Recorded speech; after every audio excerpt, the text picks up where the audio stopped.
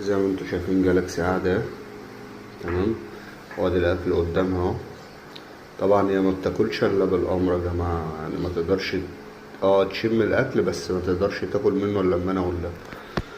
حتى لو انا حطيته في الطبق بتاعها. بصوا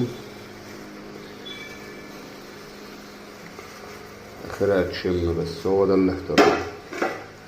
بصوا لما تيجي تاكل، لا جالاكسي لا، اقعدي اهو. شاطر، يلا كل يلا كل يلا كل يلا يلا كل كل اهو. شايفين الاحترام؟